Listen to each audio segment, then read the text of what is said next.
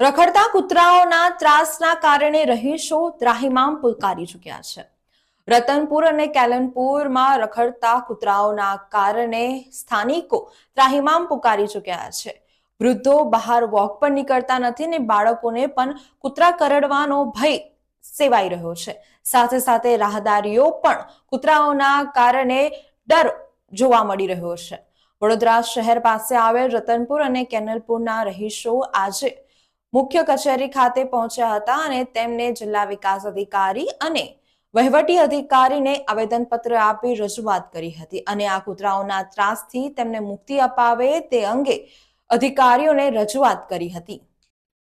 વડોદરા શહેર નજીક રતનપર કેનલપર ગામમાં રખડતા કૂતરાઓનો ત્રાસ વધી ગયો છે। અત્યાર સુધીમાં 60 થી વધુ લોકોને કૂતરા કરડ્યા છે। આ અંગે સ્થાનિક લોકો દ્વારા અનેક વખત તંત્રમાં રજૂઆત કરવામાં આવી છે, છતાં પણ આજ દિન સુધી આ મામલે કોઈ કાર્યવાહી કરવામાં આવી નથી। લોકોના જીવને જોખમ ઊભું થયું છે ત્યારે પણ સોસાયટીના લોકોએ જિલ્લા પંચાયત અને તાલુકા પંચાયત ખાતે આવી જિલ્લા વિકાસ અધિકારી, વહીવટી અધિકારી અને અધ્યક્ષને આવેદનપત્ર પાઠવી રજૂઆત કરી હતી। વડોદરામાં ફરી એક વખત રખડતા શ્વાનનો આતંક જોવા મળી રહ્યો છે। લોકોએ આ અંગે લાગતા વળગતા તમામ વિભાગોમાં રજૂઆત કરવા છતાં આજ દિન સુધી કોઈ કાર્યવાહી નહીં થતા લોકોએ એકત્રિત થઈને જિલ્લા પંચાયત કચેરી ખાતે સંબંધિત અધિકારીને આવેદનપત્ર પાઠવી રજૂઆત કરી છે। આ અંગે માહિતી આપતા અમર બડગે એ જણાવ્યું હતું કે રતનપર કેનલપુર ગામમાં આવેલી અક્ષય સોસાયટીમાં ઘણા સમયથી હુમલાખોર કૂતરાઓનો ખૂબ જ ત્રાસ છે।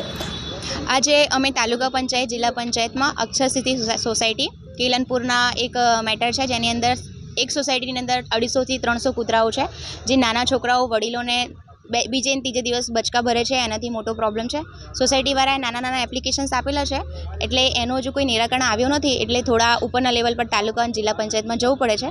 સામાજિક કાર્યકરના તરીકે હું એ લોકોની સાથે આવીને આ કાર્ય પૂરું કરાવડાવું છું અને મને ખ્યાલ છે કે જ્યારે એપ્લિકેશન જશે તો એના પર અમારી સરકાર આગળ પગલાં લેશે, એ અમને વિશ્વાસ છે।